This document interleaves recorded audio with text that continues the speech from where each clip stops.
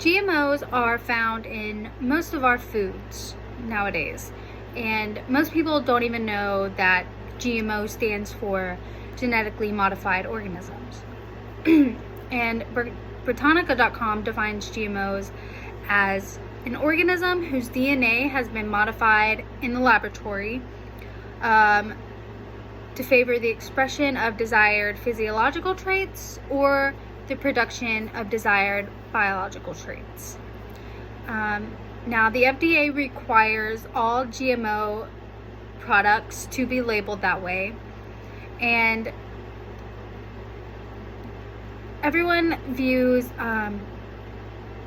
organic foods as the most healthy, and GMOs are bad for you, or they don't even know what they are. But there are pros and cons to GMOs. One major pro of a GMO foods is there hasn't been any scientifically data-approved health risks associated with GMOs in over 30 years of lab testing. And this has been over 15 years in the field, at least, that GMOs have been in our foods. As well as GMO crops lower the price of food and increase nutritional content because these scientists can genetically modify these foods in the labs. It makes it easier to increase certain nutritional values. David Silberman, professor of agricultural and research economics, has said that GMO crops have raised the output of corn, cotton, and soy by 20 to 30%. Now, because of the lowering price of the GMO crops, it's easier to afford, and so it's helping to alleviate world hunger, which is a major problem, obviously. Now, there are cons that most people seem to think of when any man-made product comes into contact with their body.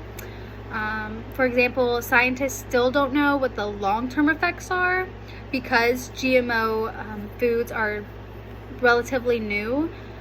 We're not exactly sure the long-term effects.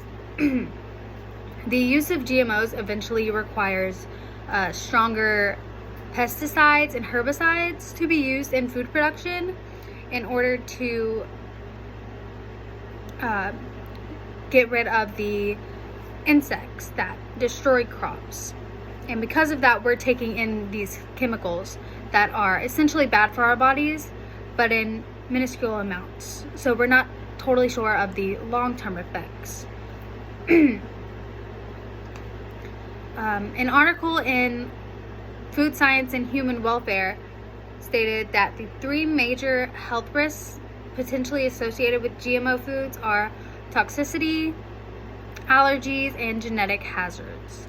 Now, because this is new and it's new chemicals entering our bodies, it's easier to develop new allergies that you wouldn't have had prior to ingesting a GMO organism. And the toxicity comes from the chemicals that are sprayed over these products that we're ingesting. Now, the overwhelming answer to are GMOs safe to eat is yes. But like any other food product altered by man or any kind of chemical in the world, there are pros and cons that everyone should be aware of before consuming GMOs.